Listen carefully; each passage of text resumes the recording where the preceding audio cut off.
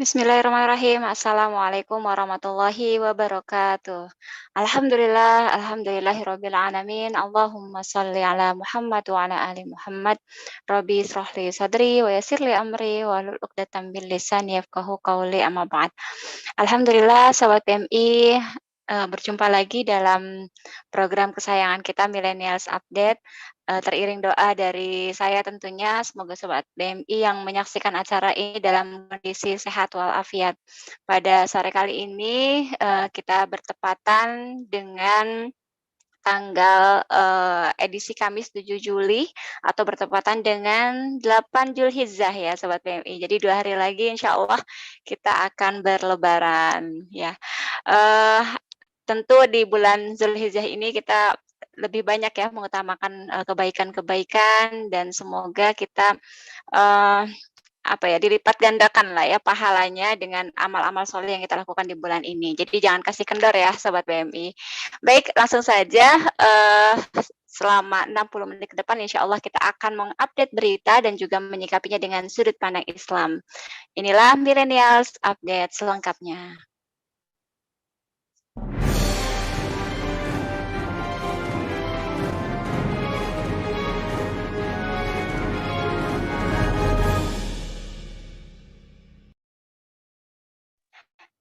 Sebelum saya bacakan berita-berita saja yang sudah kami pilih di meja redaksi, ya kami, saya akan coba sapa-sapa dulu, siapa saja yang sudah hadir, dan saya minta bantuan ya Sobat BMI semua yang sudah hadir, bantu saya untuk mengetikkan nama, kemudian kotanya dari mana ya, supaya bisa saya semakin semangat juga memandu acara ini dan yang lainnya juga tentu, eee, merasa, "Oh ramai nih ya ternyata penonton Millennials Update ini." Oke, siapa saja yang sudah hadir? Kak Herlin Ana menunggu live. Oh iya maaf tadi ada keterlambatan sedikit banget ya karena ada kendala teknis. Jadi, semoga Kak Herlin Ana masih menyaksikan acara ini. Kemudian Kak Nur Zakiyah, MMC. Ini maksudnya apa nih Kak, MMC? Kak Nur Zakiyah dari mana ya? Kemudian ada Kak Fajri, Makassar, siap menyimak, Masya Allah. Udah nggak? Sudah, alhamdulillah Kak Fajri. Kemudian dari Bogor hadir, alhamdulillah Kak Nadira Aisyah. Yang lainnya siapa saja yang sudah hadir menemani saya? Silakan di absen, ketikkan kotanya dari mana ya, atau mau mention yang lainnya, di-share linknya, kami dengan senang hati ya, agar acara ini banyak yang mengamati, banyak yang menyimak. Oke, dan nanti juga Sobat BMI bisa memberikan pertanyaan atau tanggapan seputar isu-isu yang akan kita bahas. Baik, isu apa sajakah itu? Saya langsung ke berita yang pertama. Untuk berita yang pertama, Sobat BMI bisa lihat, kami ambil dari kompas.com dengan judul Nadiem minta kampus negeri bentuk dana abadi. Ada insentif 455 miliar rupiah pada 2022. Wah, ini besar banget ya. Kira-kira seperti dananya. Maksudnya apa nih gitu ya? Apakah memang akan diberikan oleh pemerintah atau bagaimana? Menteri Pendidikan, Kebudayaan, Riset, dan Teknologi Nadiem Anwar Makarim meminta perguruan tinggi negeri berbadan hukum PTNBH membentuk dana abadi. Nantinya kampus yang berhasil membentuk, meningkatkan, dan menggalang dana dari alumni dan sektor swasta sekaligus kerjasama internasional bahkan mendapat insentif dari pemerintah. Adapun dana kelolaan yang disediakan untuk insentif PTNBH mencapai 7 triliun. Bunga dari 7 triliun rupiah yang dikelola LPDP akan disalurkan kepada PTNBH sesuai kriteria tertentu setiap tahun. LPDP sudah menyiapkan dana abadi sebesar 7 triliun yang akan disalurkan kepada PTNBH yang berhasil menggalang dana dari masyarakat. Jadi kita mendorong perguruan tinggi kita untuk membuat dana abadi sendiri. Nah, ini saya agak sedikit bingung ya Sobat PMI. Langsung aja deh kita tanyakan kepada Ustazah yang sudah menemani saya, yaitu Ustazah Faiza Majid. Assalamualaikum Ustazah. Waalaikumsalam warahmatullahi wabarakatuh. Apa kabar semuanya, sahabat PMI, Mbak Sally khususnya? Alhamdulillah saya sehat. Semoga panjenengan juga sehat ya, Ustazah. Amin, amin, Allahumma amin. Iya, ini agak bingung nih, Us. Ini pemerintah ini mau ngasih uang, tapi kok meminta menggalang dana. Ini maksudnya apa sih, Us? Dan ini kayaknya hanya untuk kampus PTNBH ya, atau bagaimana? Mungkin Ustazah bisa jelasin kepada kita. Ini ada sebenarnya angin segar bagi kampus atau bagaimana nih, Us? Atau Penjelasannya. Tafadhol, atau Us. atau angin kotor gitu ya. Angin topan, angin Angin puting kotor. beliung. Ya, jadi ini termasuk apa kampus Merdeka ya. Jadi kita pahami bahwasanya kampus Merdeka atau program MPK ini kan ada sekian episode dan ini adalah episode yang teranyar ya. Jadi episode ke-21 terkait dengan dana abadi. Jadi nanti kalau tadi dari apa yang saya baca, jadi negara itu menyediakan 7 triliun. Nah, 7 triliun itu dikelola oleh LPDP, jadi Lembaga Pengelola Dana Pendidikan. Jadi kalau teman-teman mahasiswa kan kadang ada ya, bukan kadang ya, mereka kan ada namanya jalur beasiswa LPDP. Nah, jadi biasanya itu, jadi ada pengajuan gitu ya. Saya dulu nggak termasuk sih, nggak termasuk ikut dapat begitu gitu ya beasiswa, tapi yang saya tahu memang dari zaman saya dulu sudah ada ya, zaman saya kuliah dulu ada beasiswa itu yang melalui jalur LPDP itu. Nah, jadi dana 7 triliun itu dikelola oleh LPDP, nah nanti akan disalurkan ke PTNBH. Jadi perguruan tinggi negeri yang sudah berbadan hukum. Nah, yang belum PTNBH maka tidak duit tadi, insentif ya tadi ya.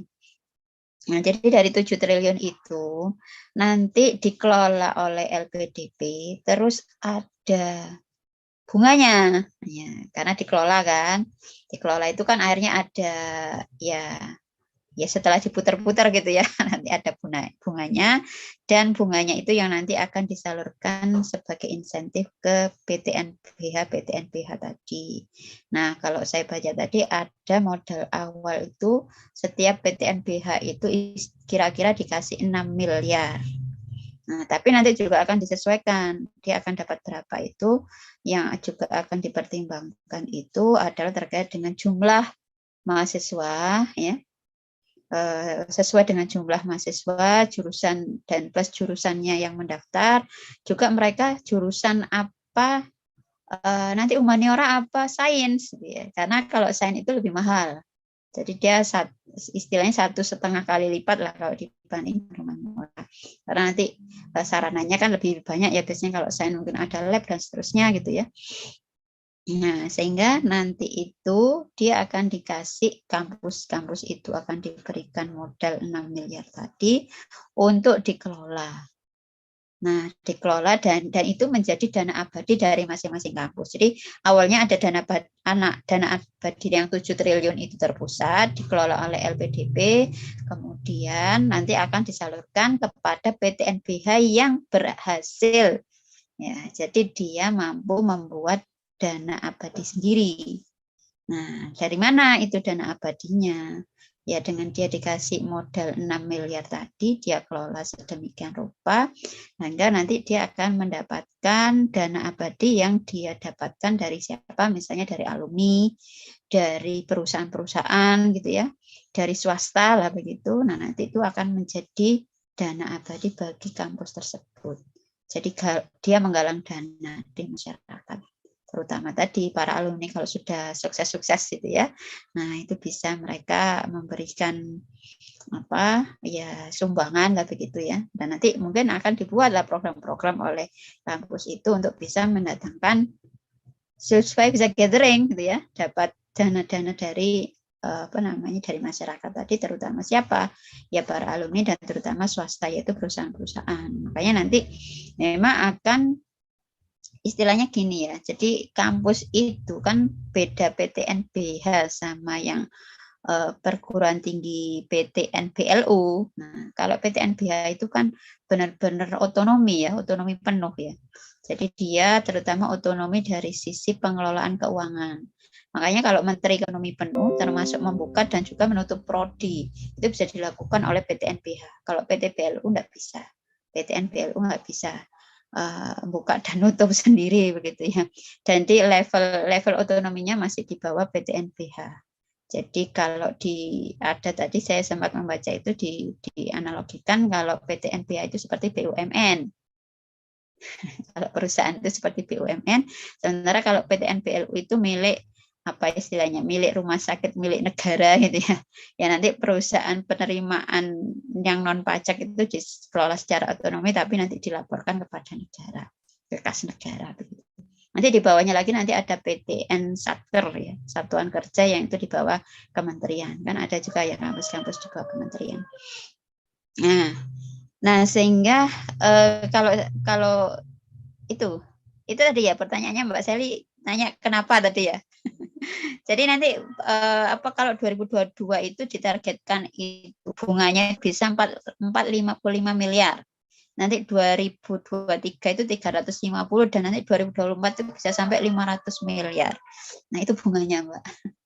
Dan itu nanti dibagi sebagai insentif dan tergantung pada PTNBH.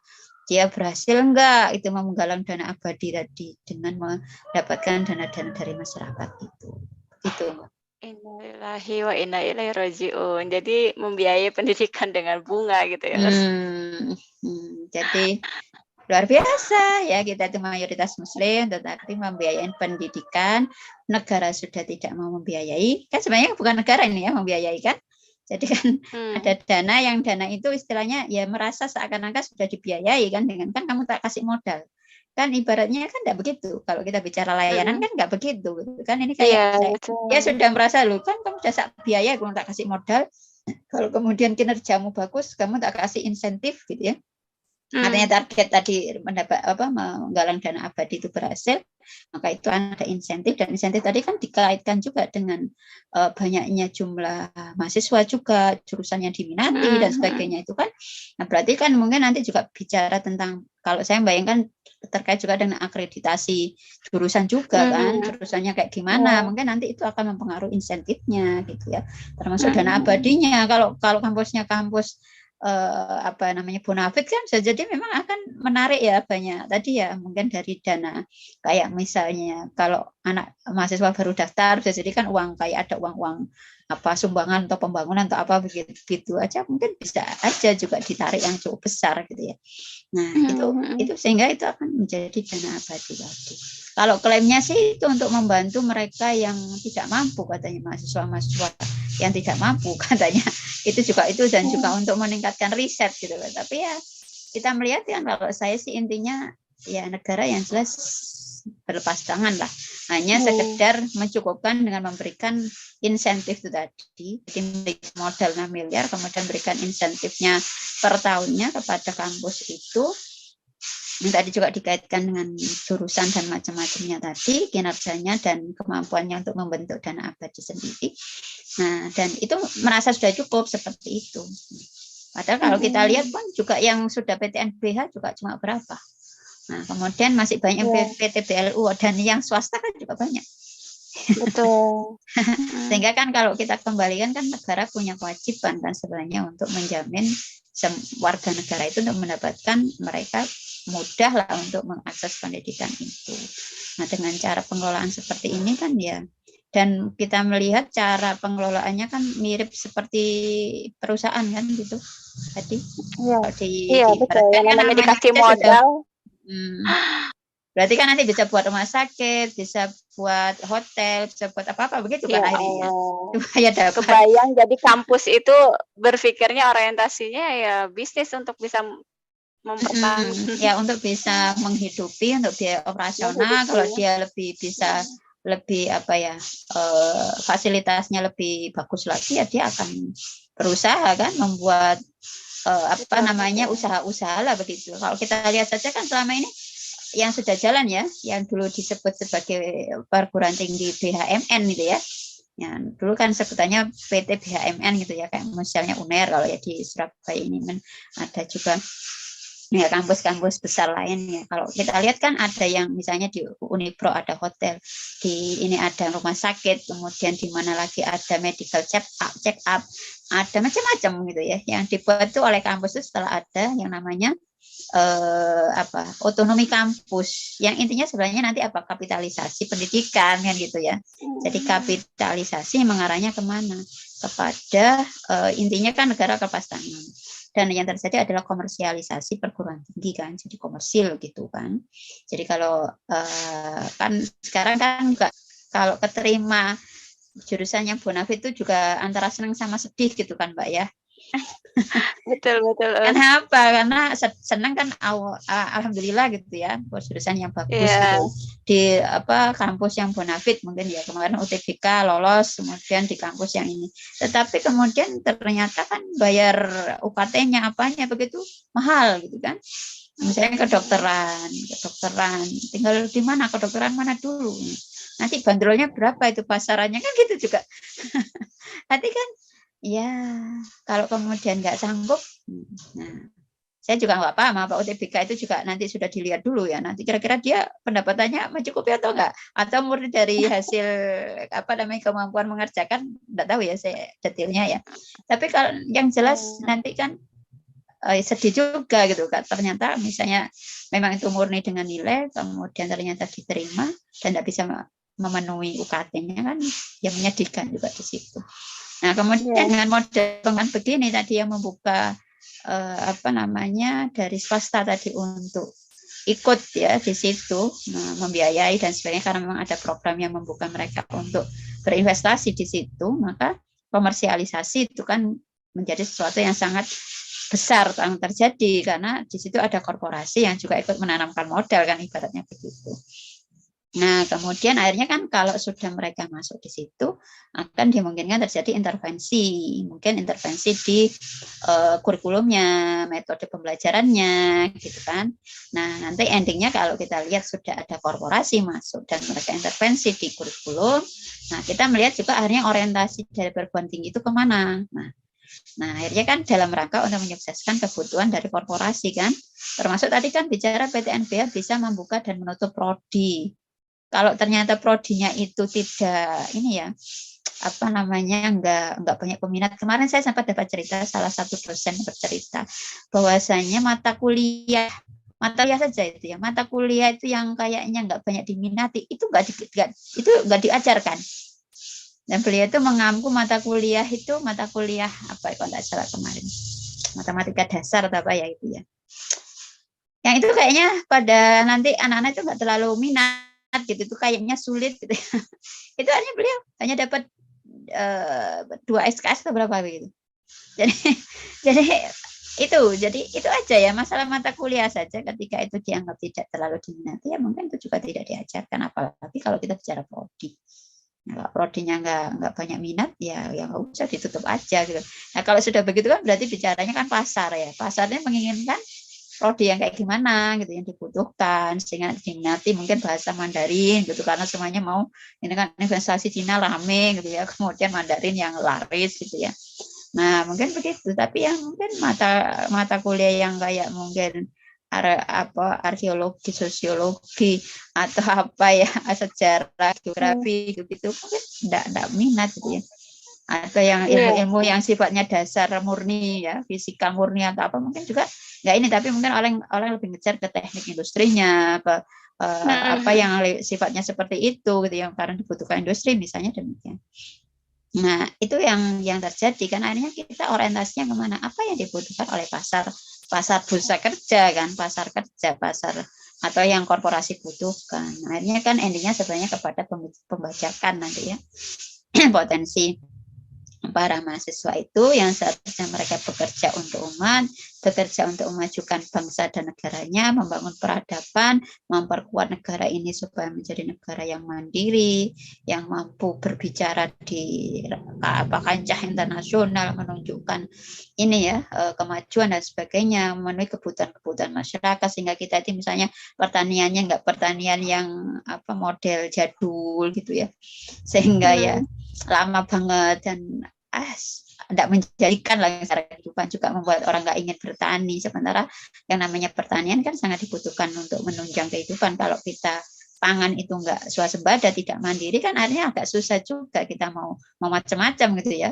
Kalau nanti diembargo dan sebagainya kan ya susah gitu. Nah ini kondisi yang ada, sehingga memang akhirnya potensi para pemuda itu dengan nanti dampak dari kapitalisasi, komersialisasi pendidikan ini juga akhirnya para pemuda itu, para mahasiswa tadi diarahkan bukan untuk kepentingan bangsa dan negara. Nah kemudian juga ilmu itu akhirnya jadi faktor produksi kan. Nah padahal ilmu itu kan kita melihat ilmu itu adalah sesuatu ya yang itu harusnya kemudian dikaji, itu ya bukan kemudian digunakan untuk memperkaya diri gitu ya. Tetapi ilmu itu adalah sesuatu yang kemudian kita kaji, kita gunakan untuk memberikan kemaslahatan bagi kehidupan manusia dan alam semesta ini kan gitu. Nah sehingga kalau kita lihat kan sekarang ilmu itu jadi faktor produk yang dinilai tadi ya, dia dinilai sesuai dengan tadi untung ruginya sesuai dengan kebutuhan pasar, karena ini memang kembalinya kepada apa yang sudah disepakati ya, liberalisasi jasa salah satunya dengan kita tanda tangan General Agreement on Trade and Services itu yang tahun 94 ya kalau tidak salah, 95 itu yang itu memang mengharuskan adanya komersialisasi atau pasar terbuka atau pasar bebas jasa, termasuk di dalamnya adalah pendidikan. Nah makanya ya kayak sekarang ini kondisinya artinya memang negara itu tidak lagi menjadi pihak yang bertanggung jawab terhadap pelayanan pendidikan bagi rakyatnya, sehingga dilepas ke pasar gitu Pak. Ya, innalillahi ya Sobat PMI, mengerikan ya, sudahlah kehilangan visi, kemudian juga dikomersialisasi. Dan ini ada yang menarik lagi, isu selanjutnya masih dari dunia kampus, terkait dengan kami ambil masih dari kompas.com ya Sobat BMI. Kita lihat beritanya, Kampus Unair Khairul Tanjung beri pesan ini. Nah ini mungkin Sobat BMI yang suka nonton film-film superhero kali ya, agak ngerti. Saya agak sedikit nggak nyambung ya. Saya agak nggak nyambung juga ini. Iya, dengan film Marvel katanya ya. Pesan apa yang disampaikan oleh Khairul Tanjung sebagai pimpinan Unair, beliau menyampaikan agar jangan menjadi Iron Man, melainkan menjadi The Avengers. Menurut dia, saat ini bukan lagi zamannya menjadi superhero atau memiliki keunggulan yang berdiri sendiri. Namun, saat ini adalah eranya untuk berkolaborasi. Seperti halnya di film Marvel, Unair jangan hanya menjadi Iron Man, Spider-Man, tapi jadilah di Avengers, antar superhero yang bersatu karena musuhnya semakin kuat. Kenapa ya analoginya kayak gitu ya? Iya, kalau di Avengers itu kan menggabungkan kekuatan hero itu sekali ya. Power Ranger itu apa? Temannya itu dah. Ya intinya saya masih bertanya di sini, sebenarnya musuh siapa nih Us yang harus dihadapi oleh para mahasiswa sehingga harus menyatu. Iya. Jadi saya lanjutkan mungkin ya dari isi apa yang disampaikan oleh Khairul Tanjung itu. Jadi universitas itu harus mampu menjadi bagian dari ekosistem seperti Google, Facebook, Microsoft yang itu dilatar belakangi oleh universitas. Jadi mungkin situ kali Mbak ya, apa namanya, musuhnya itu adalah perusahaan-perusahaan raksasa gitu kali ya. Bagaimana kita bisa mengalahkan, kita membuat satu startup sampai menjadi unicorn gitu ya, sehingga bisa mengalahkan unicorn yang lain gitu. Barangkali begitu ya maksudnya ini. Nah jadi dia menyarankan, jadi ngambung dengan yang tadi ya. Jadi memang akhirnya yang dimaksud dengan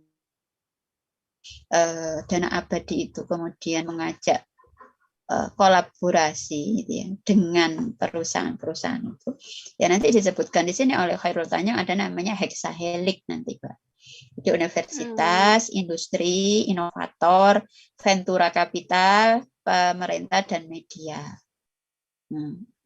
Jadi di situ universitas jangan main sendiri, perlu kolaborasi gitu kan.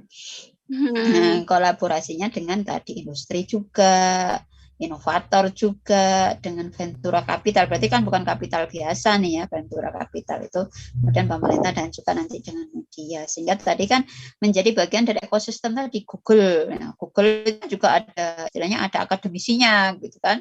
Microsoft juga apalagi gitu ya, Facebook. Jadi kan ada teknologi informasi dan sebagainya kan di dalamnya begitu sehingga mereka bisa meluaskan tadi ya produk-produk mereka dan mereka berjaya di dunia maya gitu ya. Nah, kemudian di Microsoft sendiri kan menguasai teknologi ya kalau kita bicara program kita kalau kita punya laptop dan sebagainya jelas pakai Microsoft gitu ya. Nah, sehingga ini yang dimaksud ya bahwasanya apa kampus itu harus berkolaborasi, tidak hanya kalau tadi dikatakan misalnya kedokteran unggul, jangan kedokteran sendiri unggul sendiri, terus lainnya enggak. Tapi bagaimana unggul semua dan tadi untuk mencapai ke arah mencapai WCU kan yang mereka dengungkan untuk menjadi world class university itu memang Anda harus berkolaborasi dengan industri tadi, melakukan inovasi dan sebagainya. Jadi kalau kita lanjutkan dari tulisan itu dikatakan salah satu kuncinya itu adalah terbuka, salah satu kunci ya supaya kampus itu jadi berhasil tadi ya, menjadi the Avengers. Nah, itu adalah dengan terbuka pada perkembangan teknologi dan kebutuhan masyarakat.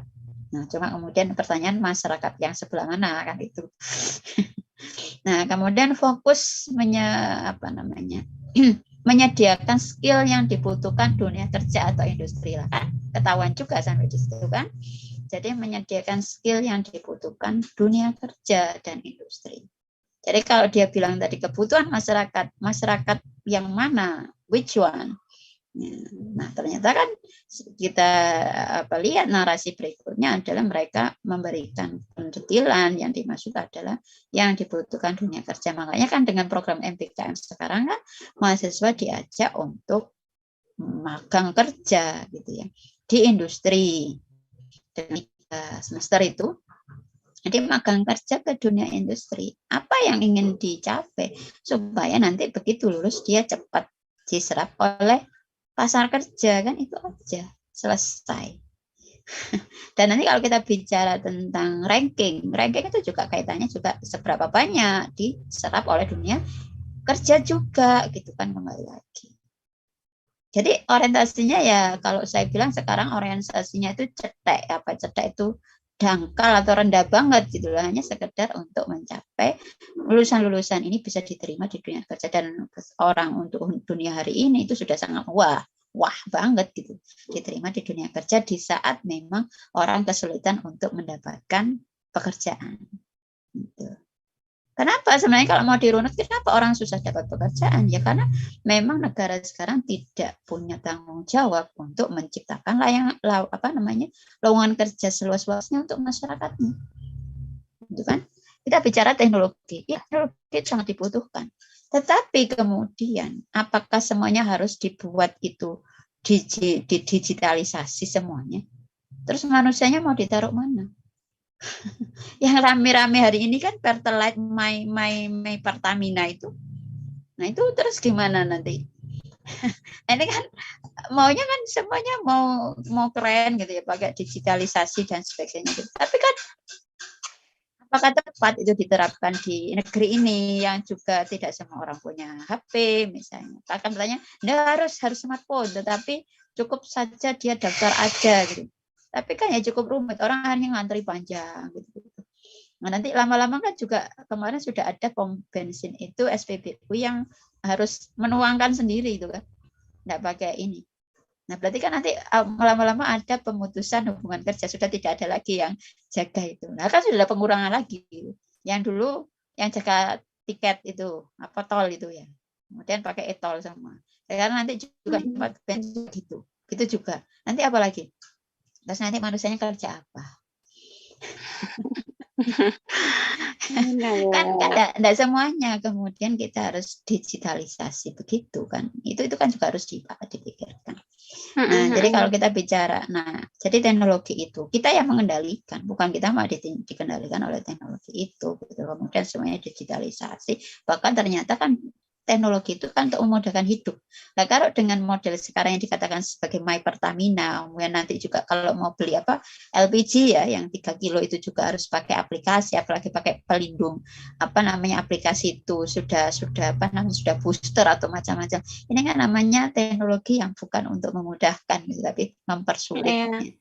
Merumit ya. Jadi sekarang kan muncul gini, kalau bisa dibuat rumit kenapa harus mudah gitu kan. Sekarang begitu yang muncul itu. Yaitu satirnya kita itu, komentar satir kita terhadap kebijakan negara hari ini, kalau bisa dibuat rumit kenapa harus mudah, kan negara kayak gitu sekarang.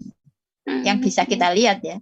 Ini saya kan juga menirukan apa yang disampaikan oleh netizen itu kan begitu, netizen itu sekarang kalau bisa rumit kenapa mudah. Nah, artinya ini kalau kita lihat bahwasanya kebijakan tadi dengan tadi memang kita negara sendiri kurang memperhatikan terkait dengan bagaimana membuka lapangan kerja seluas-luasnya.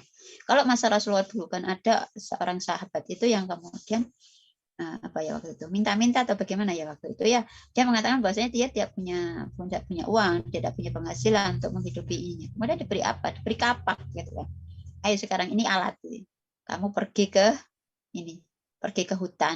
Nah, disuruh ini motong ini ya, cari ini kayu bakar dan sebagainya untuk dijual dan seterusnya. Artinya kan itu menunjukkan Rasulullah sebagai kepala negara itu memberikan alat, memberikan modal pekerjaan tadi, misalnya tadi alat gitu. Ya sudah itu gunakan untuk mencari kayu bakar, nanti kayu bakarnya dijual. Nah, begitu juga nanti kalau ada negara-negara itu punya yang namanya Baitul Mal. Baitul Mal itu akan memberikan dana-dana modal kerja yang nanti digunakan untuk mereka memulai usaha dan itu nggak usah dikembalikan. Bisa jadi begitu ketika memang nanti dananya ada gitu ya, akan dilakukan. Dan ada pembukaan lapangan-lapangan kerja, dan itu tanggung jawab negara gitu. Nah, kalau sekarang yang terjadi kan bagaimana kemudian rakyat ini ya dibuat ya kalau kita lihat itu harusnya kan mencetak tenaga kerja. Kalau kita memang mau mencetak tenaga kerja, oke lah gitu. Tapi kenapa yang dicetak itu yang levelnya itu gitu? Paham ya, Mbak ya?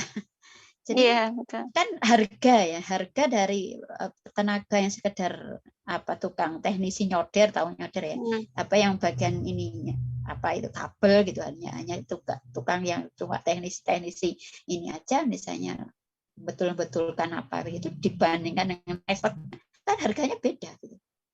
Nah, kenapa kemudian kok tidak kampus itu mencetak expert tadi yang dia bisa membuat konstruksinya, dia bisa merancang bangun, kok nggak yang itunya, dia bisa nanti bisa membuat pertanian yang modern yang seperti apa, bagaimana menemukan varietas unggul gitu. Kenapa kok nggak nyetak yang kayak gitu gitu? Aneh nggak sih? Kalau kita memang cari duit gitu ya, ini ya bodoh-bodohannya ya.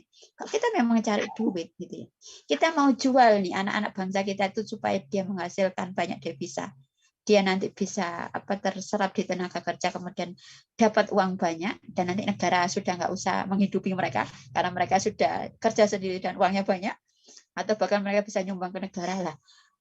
Gimana kok nggak dijadikan mereka itu ekspor gitu ya? Anak-anak yang pintar, anak-anak yang canggih nanti kalau dijual ke luar negeri dalam tanda petik, bekerja di perusahaan-perusahaan multinasional itu di level-level bagian pemimpin gitu, direksi, bagian tim ahlinya. Duitnya kan dolar mungkin US dollar $100 gitu, $1.000 gitu kan. Nah, kalau sekarang misalnya berapa, yuk coba. Kalau cuma tukang-tukang kayak gitu itu. Mereka loh sekarang itu nggak pegang ilmu dasarnya, enggak. Kan? Kalau cerita ini di lapangan itu kan gitu. Nah, ini sudah menunjukkan bahwa kita dalam hegemoni negara sebenarnya. Kita tidak sebaik itu bahasanya itu mental inlander-nya itu masih Inlander ya, masih ada mental inlandernya karena kita terlalu inlander. lama mungkin ya dijajah oleh para penjajah ya, nanti mungkin kita bahas berikutnya ya, kita ini dijajah oleh Belanda itu juga lama ya, ada yang mengatakan enggak sampai 350 tahun sebenarnya karena sebelumnya VOC misalnya begitu ya, oke lah, tetapi yang jelas mungkin lama sekali dan itu membuat mental kita adalah bukan mental sebagai orang merdeka, bukan Tapi mental bisa orang yang diperbaiki ya, Us, ya? bisa. Kalau kita ngusen itu sebenarnya udah hilang itu, Mbak. Hilang ya, betul, Harusnya. Masya Allah. Tapi masalahnya kan kita ini muslim, tapi muslimnya separuh-separuh gitu kan. Nah, jadi tidak benar-benar kalau Rasulullah itu kan bagaimana dulu orang-orang jahiliyah itu yang seperti itu saja bisa diubah gitu ya dengan Islamnya, mereka kan jadi punya harga diri, mereka menjadi orang-orang yang harus memimpin dunia dengan Islamnya, bukan dengan Quraisynya, bukan dengan jahiliyahnya, enggak kan, tapi memimpin dunia. Bagaimana percaya dirinya di hadapan Romawi, di hadapan Persia gitu kan. Nah, kalau nggak bisa, waktu itu kan secara maritim kan kita kalah ya sama Romawi misalnya. Tetapi kan kemudian belajar kan. Belajar, kemudian gimana nih caranya, gimana, kemudian mulailah kita membangun, oke lah kalau kita belum bisa menang di situ, ya kita harus nyerap, dan berarti kita menangnya, kita tidak gambling dengan perang di laut, kita perang di darat yang kita kuatkan. Tapi sambil itu kita membangun armada kan itu. Gimana caranya mereka ya, kok kapalnya kok kuat-kuat gitu ya, berarti bahannya dari apa ya? Itu kan dipelajari, ada riset lah, kalau bahasa sekarang kan riset, kemudian kita akan membuat teknologi-teknologi yang lebih canggih dari yang sudah ada kan, harusnya kan kayak gitu.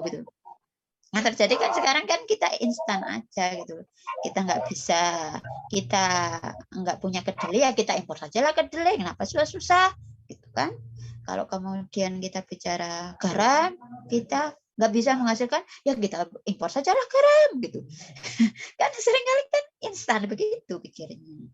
Nah, kemudian mahasiswa-mahasiswa kita malah sekarang suruh makan industri, sementara misalnya mereka keluaran S1, katakanlah begitu, S1-nya itu tidak mencerminkan dia benar-benar memang orang yang layak untuk mendapatkan gelar itu. Kenapa? Karena dia nggak menguasai ilmu dasarnya aja, dia tidak menguasai, nggak kokoh di situ. Terus kalau berharap mereka akan melakukan inovasi, terus dari mana jalannya inovasi coba? Wong ilmu dasarnya nggak ada kok, nggak dikuasai kok, ya nggak mungkin akan melakukan inovasi gitu ya. Nah, jadi kalau apa yang disampaikan oleh Khairul Tanjung itu, jadi fokus menyediakan skill yang dibutuhkan dunia kerja industri, dan bukan sekedar penguasaan teori katanya. Jadi dia mengatakan bukan sekedar penguasaan teori. Kalau menurut saya implementasinya itu, teori itu belum dikuasai gitu loh. Jadi fokus di skill aja ya, Mas ya. Jadi dia mengatakan ada 3 case tadi yang perlu diperhatikan, yaitu berkaitan dengan komposisi teori dan pengaplikasian ilmu. Nah, kalau menurut saya teorinya malah kurang ya, kalau tadi yang diceritakan oleh teman tadi yang beliau mengajar di sebuah kampus ya, kampus negeri ya, yang cukup ternama juga di Jawa Timur. Itu mengatakan, nah sekarang ini justru ilmu dasarnya ini malah nggak dibekalkan gitu ke mahasiswa tadi, dengan alasan itu juga tidak terlalu diminati. Mungkin karena anak-anak sekarang kan, ya, mohon maaf ya teman-teman sekalian, kita kan terbiasa hidup ini mudah begitu ya, sehingga mungkin ketemu dengan mata kuliah yang agak susah, yang mikirnya agak ini, mungkin kita juga malas ya, karena sekarang kan merdeka belajar. Kan ada merdeka mau milih apapun kan. Nah, sejak SD kan sudah dikatakan itu, bahkan nanti setiap siswa itu punya kurikulum sendiri, bukan lagi ganti menteri ganti kurikulum, tapi ganti siswa ganti kurikulum, maksudnya ganti dia minatnya apa gitu kan. Itu yang diceritakan kan begitu ya, yang disampaikan waktu itu yang saya ikuti ya dari YouTube-nya itu ya. Jadi bisa jadi nanti setiap siswa itu dia punya minat sendiri dan jangan dipaksa. Nah, kalau menuruti yang diminati oleh anak-anak sekarang, jadi para Gen Z hari ini, bisa jadi ya mereka tidak terlalu suka yang terlalu sulit-sulit gitu kan. Nah, berarti kan nanti bisa jadi ilmu-ilmu. Pernah baca hasil survei itu, memang minat cita-cita, saya pernah sampaikan juga kalau nggak salah ya, yang millennials atau Gen Z itu kan, kalau dulu kan kita ditanya cita-citanya apa, oh mau jadi dokter gitu ya, jadi pilot, itu masih yang sekarang jadi tinggi-tinggi YouTuber paling.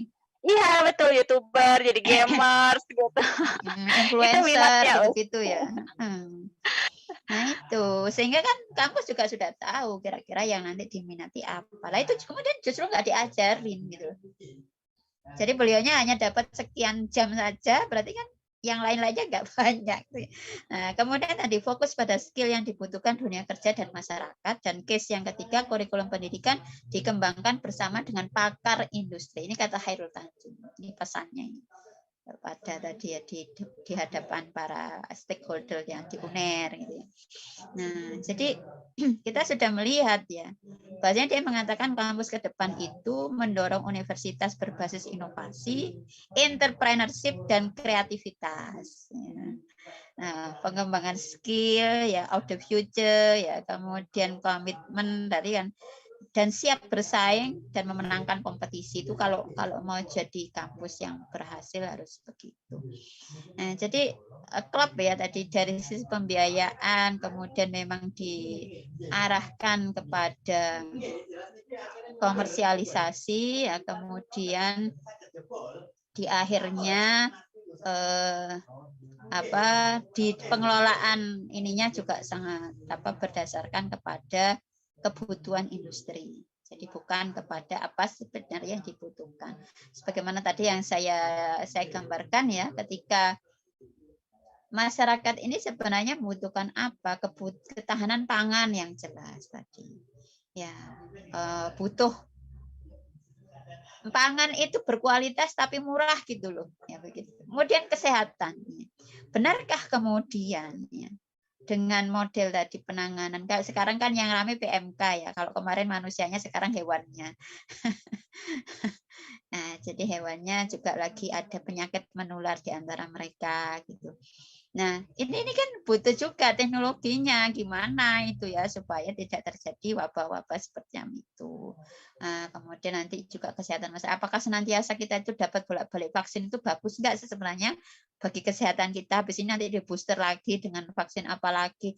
Itu benarkah tidak menghasilkan? Kalau tadi saya sempat baca juga ada di cuitan-cuitan begitu yang mengatakan ada peningkatan misalnya penderita yang kalau mungkin secara ilmuwan kan kita juga tidak bisa mengikuti saja apa yang diaruskan, karena kalau kita bicara pengarusan internasional itu ada hegemoni gitu Mbak. Kayak misalnya Indonesia kan apa sih sekarang diaturnya kayak gini ya, karena kita itu tadi negara pengikut kan. Nah, ada negara dunia, negara pemimpin dunia itu yang memang mengarahkan kebijakan secara internasional itu sesuai dengan apa yang mereka inginkan. Nah, kan kita menandatangani nih banyak perjanjian-perjanjian internasional kan. Nah, salah satunya tadi yang terkait dengan industri jasa tadi, yang di situ ada pendidikan dan kesehatan, itu termasuk industri yang tadi dilepas tadi ya, dikomersialisasi atau tadi dibuka lah pasarnya. Jadi tidak boleh kita nutup, tidak boleh kampus asing tidak boleh beroperasi di sini, tidak boleh, nanti kita melanggar perjanjian itu. Nah, kemudian terkait dengan masalah banyak sekali lah pengelolaan termasuk pengelolaan misalnya kemarin wabah gitu kan harus mengikuti WHO gitu ya. Kalau perdagangan mengikuti WTO gitu ya. Nah, kan kita kalau sebagai muslim kan harus kembalikan apakah apa yang diambil oleh WHO, WTO dan seterusnya tadi, termasuk mungkin nanti kalau kita bicara tentang feminis gitu ya, apakah benar yang diambil oleh UN Women itu sesuai dengan kita, apalagi kita sebagai muslim. Apakah juga memang itu yang dibutuhkan oleh masyarakat di Indonesia gitu. Apakah cocok dengan karakter kita sebagai muslim, kita orang timur dan kita sebagai muslim, itu kan sama sekali nggak ke sana gitu kan. Dan kita benar-benar diarahkan oleh itu SDGs kan. Kita juga ngambil SDGs kan. Betul. Nah, SDGs ini kan macam-macam nanti implikasinya terkait dengan pembangunan macam-macam, dan termasuk nanti melibatkan para generasi muda itu dalam program-program yang dicanangkan di SDGs itu. Misalnya kita harus mereka ikut sekan persoalan iklim misalnya, disuruh ini juga, kemudian nanti terkait macam-macam lah kita akan dilibatkan di situ. Dan itu sebenarnya persoalan global yang masalahnya juga muncul karena dampak dari industri-industri dan kelakuan atau tindak tanduk dari industri dan segala macam apa yang dilakukan di barat sana dan dampaknya ke seluruh dunia. Dan kita disuruh ikut cuci piring dan seterusnya begitu kan. Aduh, jadi sebenarnya jadi menggelikan ya Sobat BMI. Saya kira motivasi menjadi di Avengers untuk melawan Thanos-nya itu. Thanos itu kapitalisasi global, penjajah global gitu ya. Sebenarnya penjajah itu harusnya ya. Harusnya Tapi ini itu akhirnya menjadi Avengers-nya itu superhero. melawan itu. Enggak tapi. Iya betul ya. Tapi kalau kita lihat dari pemaparan tadi, ini superhero-nya hanya sekedar bisa apa ya urusan perut ya usia bertahan dengan urusan diri sendiri gitu. Nah, apakah ini layak dijadikan superhero? Nah, ini ada beberapa tanggapan ya Us ya. Saya coba bacakan sebelum kita ke isu terakhir. Ya, banyak sekali yang sudah absen deh ya tadi mulai dari Jakarta, Fauzia, Kak Fauzia, dari Sulbar, Kak Inha, Kak Wilda Ciomas. Sehat selalu Ustazah dan akhwati semua dari Kak Irna Ali, amin. Kemudian Kak Inha, negara berlepas tangan dong ceritanya, astagfirullah. Kak Siti Nur Aziza sangat mencerahkan. Kak Yafiah, alhamdulillah bisa menyimak walaupun telat. Nanti bisa diputar lagi ya Kak. Kak Sina aja ilmu bermanfaat di sore hari. Aturan yang dimunculkan hari ini bukan menyelesaikan masalah tapi memunculkan masalah baru ya Ustazah. Kemudian aturan yang dibuat membuat berpikirnya hanya materi saja, hidup kaya mati masuk surga, astagfirullah. Cara berpikirnya udah teracuni kapitalisme. Iya ya Us, kalau memang iya masuk surga gitu ya, cara pikirnya orientasinya. Iya, udah nggak kaya, nggak masuk surga lagi ya.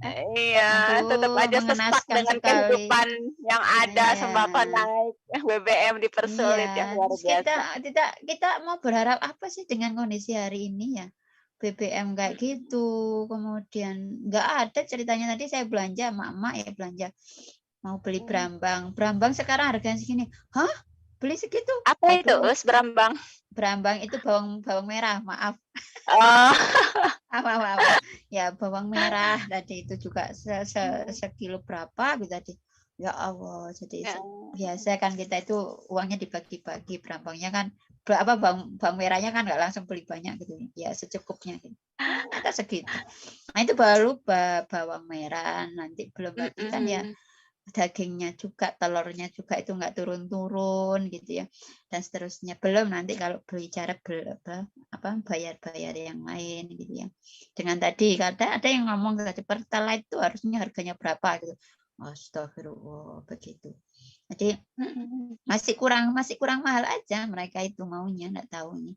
Jadi intinya kan kalau kita bicara kayak Pertalite itu kan maunya dihilangkan sudah supaya beli Pertamax semua gitu kan. Ini kemudian nanti LPG yang 3 kilo udah nggak usah, nanti supaya beli yang tanpa subsidi semua katanya. Ini negara perhitungan banget sama rakyatnya. Nah ini jadi seperti itulah. Maka menurut saya tidak ada yang perlu dipertahankan dari kondisi hari ini. Sebenarnya kalau dari sisi ekonomi kita sudah melihat tidak ada harapan. Memang sih secara teori mereka sudah sesuai dengan teori kapitalisme. Jadi jangan salah, akhwati fillah sekalian sobat BMI. Bahwasanya ini penyimpangan bukan, justru ya ini real. Karena kalau misalnya Bu Sri Mulyani mengatakan tidak apa-apa kita itu punya hutang 6.000 triliun dan sebagainya. Loh itu tidak apa-apa. Memang kalau secara teori ekonomi pembangunannya ala kapitalisme itu sudah benar gitu. Kita on the track. Karena apa namanya segitu itu kan kita masih dapat hutangan itu menunjukkan kita masih dipercaya kan, Pak. Ya Allah. Investasi itu juga benar teorinya secara kapitalisme itu dengan itu gitu. Jadi nggak ada konsep investasi sama dengan penjajahan gitu ya? Nggak ada sama sekali. Jadi kalau sekarang kita merasa ini ada yang salah dengan rezim, ya rezim jelas salah gitu ya. Tapi jelas kenapa dia begitu ya? Karena sistem yang dia pakai. Salahnya apa? Karena dia menggunakan sistem yang salah gitu. Itu sudah sistemnya salah, kemudian mereka sendiri dari sisi art of apa itu seni dari memimpinnya juga nggak pas gitu ya. Jadi seni memimpin itu kan perlu ada seninya juga kan, gimana supaya rakyatnya nggak bergejolak itu kan juga perlu seni gitu. Tapi seninya yang menunjukkan dia kayak kurang smart begitu ya, katanya Rocky Gerung, apa kita ini perlu ini banyak yang akalnya nggak sehat gitu kan. Nah itu dari si orangnya, tetapi lebih dari itu sistemnya menurut saya jelas di situ. Jadi nggak bisa diharapkan ini untuk bisa terus kita lanjutkan karena ya pasti endingnya pasti rakyat itu susah, nggak ada itu ceritanya. Pasti yang namanya kesenjangan antara yang kaya dan miskin itu akan terjadi dan nanti dampaknya di dunia pendidikan kita sudah bisa lihat gitu. Siapa yang bisa menikmati pendidikan itu jelas siapa. Dan harganya itu juga tidak murah untuk bisa mendapatkan pendidikan yang berkualitas. Kalau tahu mereka bicara ada beasiswa kok beasiswa, tapi kan kita harus royoan, harus apa itu berkompetisi sedemikian rupa ya supaya dapat itu. Yang beasiswa itu cuma berapa sih jumlahnya gitu dibandingkan semua rakyat yang sebenarnya mereka berhak untuk mengakses pendidikan itu. Begitu Mbak. Iya, Masya Allah, luar biasa ya Sobat BNI, semoga semakin tercerdaskan. Dan kita langsung ke isu terakhir, ini yang sedang ramai ya di kalangan mahasiswa, mulai dari sketsa Unmul, kami ambil dari Unmul, mahasiswa Kaltim membawa seruan penolakan terhadap RKUHP yang hendak disahkan bulan Juli ya, padahal draftnya belum dibuka di tengah-tengah masyarakat. Nah selanjutnya juga BEM Unair, janggal dan brutal upaya mengubur suara rakyat dengan pasal. Dan yang terakhir ini dari BEM UN CP Palopo, soroti pasal kontroversial dalam RKUHP. Dan ini sebenarnya hanya sebagian saja ya BEM-BEM yang kemudian menolak terkait dengan pengesahan RKUHP ini, banyak dan saya kira hampir di setiap kota ya mahasiswa mengkritik terkait dengan RKUHP ini. Bagaimana tanggapan Ustazah terkait ini? Ya, jadi RUU rancangan kitab undang-undang hukum pidana ini kan sebenarnya hukum warisan Belanda. Jadi memang unik ya, kita itu Belandanya diusir, KUHP-nya dipakai sampai sekarang. Ini sudah berapa? Dari 45 ya, katanya kita merdeka 45 sampai sekarang masih pakai KUHP warisannya Belanda. Nah, inti dari aksi-aksi itu yang pertama kan intinya secara umum dikatakan itu dianggap mengancam hak-hak demokrasi. Ya, karena misalnya yang pertama draft terbaru itu kan belum dibuka ke publik.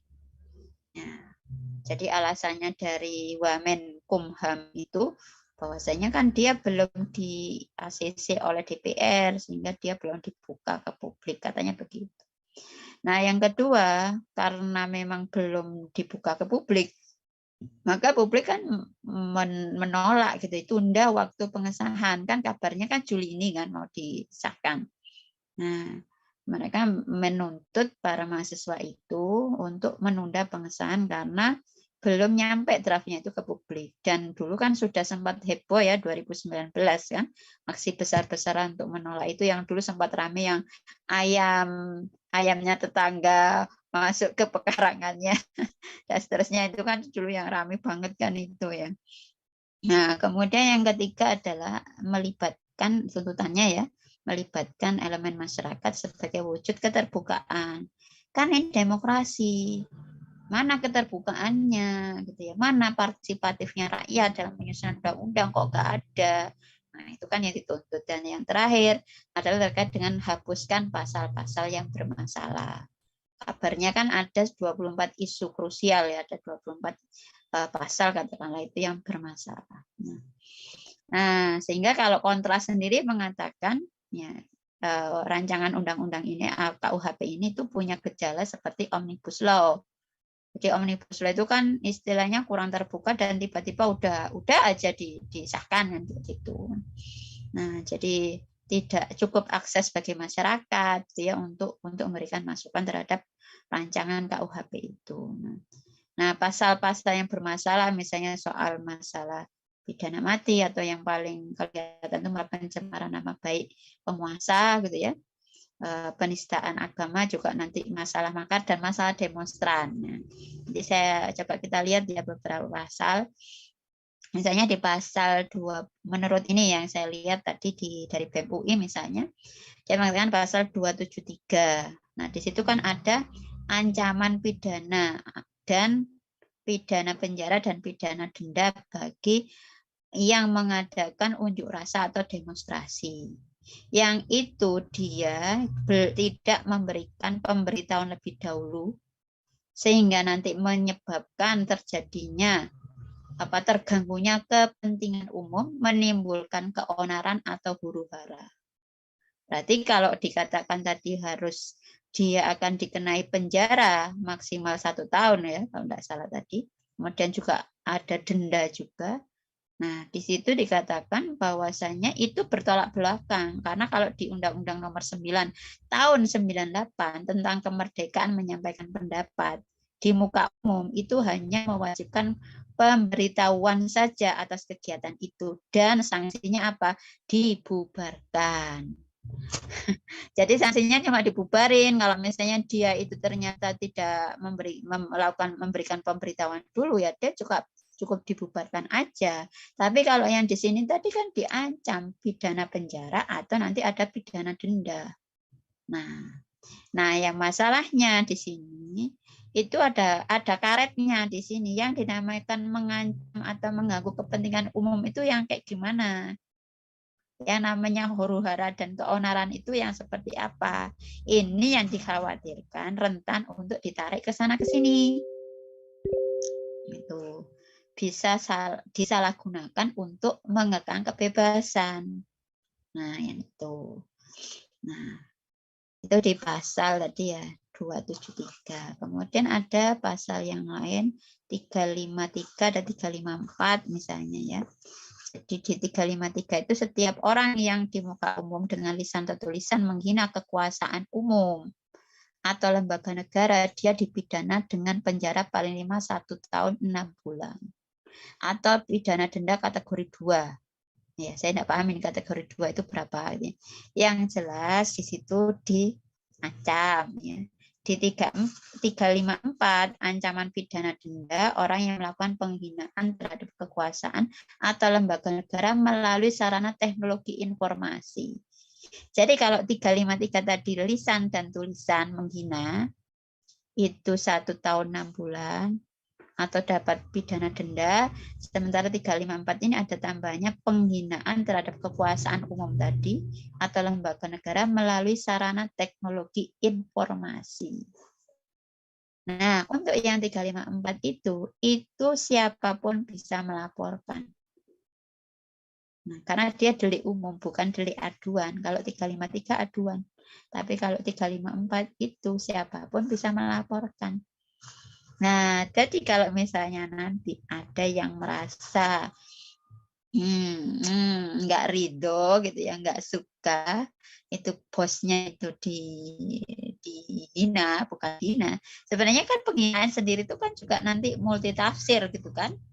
Yang dinamakan dihina itu yang kayak gimana? Mungkin kalau itu penghinaannya lebih kepada, itu kok matanya gitu, kok rambutnya gini, kok kulitnya apa, itu mungkin wajar ya. Tetapi kan yang sering kali ditarik ke situ, kita ingat ya dengan Undang-Undang ITE itu kan, nah itu kan kalau kritiknya kebijakan kan kemungkinan kalau kita bicara tadi komentar itu kan lebih kepada kebijakan kan, orang kan nggak memperbincangan, Pak Jokowi badannya kayak gini, Pak Jokowi kan nggak gitu kan, ya diperbincangkan kan soal kebijakan gitu, gitu. Nah, termasuk lembaga ataupun tadi nanti kan juga ada penghina presiden dan di sini juga ada penghina presiden, wakil presiden, DPR itu kan yang dikatakan siapa itu yang masuk di dalam orang-orang yang nggak boleh penguasa tadi itu adalah ya tadi ada DPR, DPRD, kemudian jaksa, polisi, ya gubernur, bupati, wali kota. Terus kalau yang presiden dan wakil ini kan ada pasalnya tersendiri di situ. Nah, sehingga kan antara menghina ini kan bisa multitafsir ya namanya menghina. Ya, kritik itu bisa dianggap menghina. Jadi kritik itu bisa dianggap menghina. Itu bisa dianggap menghina. Jadi mirip Undang-Undang ITE ya. Ya, jadi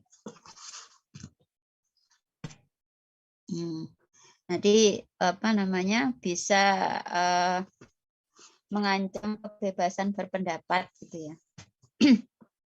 Nah, ini kan berbahaya. Jadi jika rakyat misalnya katakanlah kita rakyat diatur sedemikian rupa, bagaimana dengan penguasa, yang penguasa ini kan seringkali juga mereka salah memberi ayat atau berkomentar terhadap rakyatnya. Nah, jadi ini yang kita lihat dari apa namanya sistem dari RKUHP tadi yang yang dikritisi, yang ditolak oleh para mahasiswa, itu intinya ke sana. Itu Mbak Sari. Iya, kebayang ya, tanpa KUHP yang disahkan saja sudah anti kritiknya luar biasa. Apalagi ketika ini disahkan. Padahal kalau di dalam Islam ya usia muhasabah lil hukam itu justru dimotivasi ya, sebaik seperti penghulu syuhada begitu ya usia, dimotivasi untuk mengkritik, menasehati penguasa, dan itu dinilai sebagai pahala yang besar begitu ya usia. Ya. Dan ya itu ya. Yang jelas kemudian yang saya perlu ingatkan bahwa inilah bentuk hipokrisinya demokrasi. Gitu.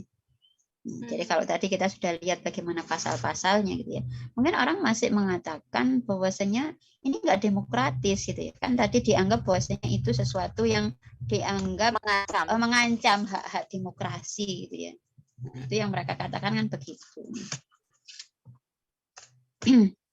Nah, padahal kalau kita lihat ini justru hipokrisi demokrasi. Jadi di mana sih kemudian mana ada kebebasan berpendapat itu dalam iklim demokrasi? Di mana? Ya, kan kalau misalnya kita melihat rakyat mana, dikatakan rakyat itu kan pemilik kedaulatan. Rakyat sebelah mana yang punya kedaulatan? Rakyat seringkali justru menjadi korban kedaulatan penguasa kan begitu. Nah, demokrasi juga dikatakan menjunjung tinggi hak publik. Di mana juga? Publik sudah keluar-keluar, rakyat sudah turun jalan, bahkan tadi demonstran tadi juga bisa dipenjara kan, nanti mulai dari penyelenggaranya atau mungkin juga demonstrannya juga bisa ditahan gitu kan. Karena apa? Karena padahal kan namanya demo itu kan bisa aja spontan kan begitu, nggak ngurus ini dulu gitu ya, langsung aja demo karena rakyat itu sudah gemes sudah apa begitu kan bisa aja, itu kan bentuk menyampaikan aspirasi. Tapi kan kemudian dikriminalkan kan kayak gitu. Nah, padahal kalau demokrasi, kalau mereka bilang itu adalah demokrasi, itu harusnya begitu yang dibayangkan ya. Padahal kalau kita kembalikan, ya memang demokrasi itu seperti ini. Hipokrisinya itu seperti hipokrit demokrasi. Jadi satu sisi dia seakan-akan wajahnya begitu, tapi sebenarnya dia punya wajah lain. Jadi faktanya hari ini penguasa itu justru mengeliminasi, penguasa yang dipilih oleh rakyat justru mengeliminasi hak-hak publik tadi. Jadi keinginan rakyat itu mana yang kemudian diakomodir oleh penguasa? Ya kan, rakyat sudah teriak-teriak, mereka kesakitan, mereka ingin dilepaskan dari beban-beban berat, kan juga nggak ada yang dengar. Yang dikatakan wakil rakyat itu di mana? Mereka mewakili siapa sebenarnya? Rakyat belah mana yang mereka wakili? Nah, itu sehingga kalau kita berharap demokrasi akan memberikan keadilan, memberikan ruang publik, mengakomodir suara rakyat, itu kita bisa buktikan hari ini di mana, apakah benar ini. Apakah memang demokrasi hari ini bukan anomali ya? Ya inilah demokrasi. Karena dikembalikan kepada kedaulatan rakyat. Nah, kan tentunya akan logis kan, Mbak. Nggak mungkin 270 juta itu semuanya berkuasa, kan nggak mungkin. Artinya siapa yang berkuasa? Pasti pemegang kekuasaan kan gitu. Orang-orang yang punya pengaruh besar, termasuk para oligarki yang nyatanya mereka adalah berada di balik tadi yang mengendalikan kekuasaan, mengendalikan penguasa, dan juga mengendalikan kebijakan itu adalah para oligarki itu.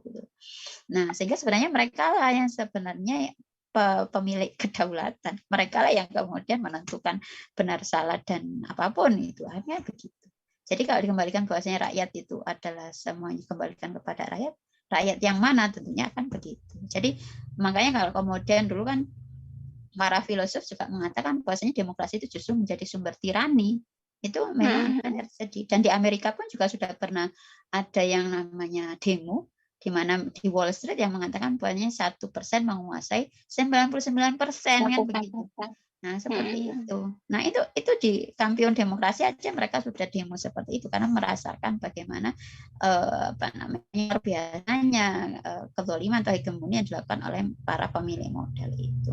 Nah, inikah yang mau kita pertahankan? Inikah yang masih mau kita lestarikan di negeri kita di mana kita mayoritas muslim. Sementara kita kalau kita bicara tentang apa tadi sampaikan kritik dan seterusnya itu kan bagian dari amar ma'ruf nahi munkar. Kita tidak mungkin kemudian melihat penguasa yang enggak karu-karuan itu kemudian kita diamkan. Ya jelas kita akan memberikan amar ma'ruf nahi munkar. Amar ma'ruf nahi munkar itu bukan menghina, bukan kemudian karena kebencian kita, tapi justru karena kita masih menyayangi, kita masih menginginkan kebaikan, kita ingin menasehati kan gitu. Anda jangan berjalan begitu, itu jalan yang salah, jalan yang menuju kepada kehancuran. Kalau sudah hancur bareng-bareng loh. Kita kan kayak naik kapal gitu ya, dalam hadis itu kan. Masyarakat itu seperti kehidupan dalam sebuah kapal. Ketika nanti misalnya kita membutuhkan air, semuanya itu akan untuk butuh air dia harus naik ke dek atas. Nah, kalau ada orang yang malas ke atas, sudah saya lubangi saja kapal ini supaya saya nggak usah susah-susah naik ke atas. Begitu orang yang ini tadi melubangi dan yang lainnya mendiamkan itu, maka yang tenggelam bukan hanya orang yang melubangi kapal itu, tapi semua penduduk dalam kapal itu, semua penumpang itu akan tenggelam bersama-sama berjamaah kan gitu. Nah, ini yang kemudian harus kita ambil pelajaran dari hadis tersebut yang intinya tadi punya demikian adalah ya kita tidak bisa kemudian membiarkan penguasa itu berada di rel yang salah, membiarkan saudara-saudara kita lebih-lebih ketika mereka adalah sesama muslim itu berada di dalam kemaksiatan kepada Allah. Karena kalau Allah itu sudah menginginkan untuk memberikan peringatan dalam bentuk musibah, itu yang terkena kan bukan hanya orang-orang zalim saja yang kena kan, tapi semuanya akan dapat musibah itu. Apakah tsunami itu pilih-pilih yang maksiat saja dapat gitu? Atau ketika nanti ada gempa itu yang kena itu yang maksiat saja, yang zina saja, enggak, semuanya kena gitu. Nah, makanya kemudian di dalam ayat kan diingatkannya saya lupa ayatnya, yang jelas jagalah ya, jangan sampai Allah itu menurunkan ya musibah yang itu tidak khusus diturunkan kepada orang-orang yang zalim saja di antara kalian gitu kan. Maka diingatkan seperti itu. Nah, caranya dengan apa? Kapan Allah itu menurunkan itu? Ketika kita tidak beramar ma'ruf nahi munkar. Ketika orang-orang yang solih itu tidak beramar ma'ruf nahi munkar, maka Allah akan menurunkan musibah itu tadi yang tidak khusus diturunkan kepada orang-orang zalim saja di antara kalian. Nah, untuk bilang dari. Sehingga memang kalau tadi disampaikan juga terkait dengan rancangan KUHP itu yang dari ketua ininya dari Wamenkumham yang mengatakan bahwasanya tidak mungkin undang-undang ini memuaskan semua pihak gitu kan. Dia mengatakan begitu. Iya, tapi jangan memuaskan korporasi doang dong, kemudian membuat rakyat itu tidak puas gitu ya. Justru rakyatnya malah yang banyak ini malah nggak puas gitu kan. Undang-undang ada untuk mengatur rakyat. Ya. Maka kemudian saya ingatkan, hukum buatan manusia pasti tidak akan memuaskan semua orang. Karena apa? Hukum itu buatan manusia pasti bersifat subjektif gitu kan.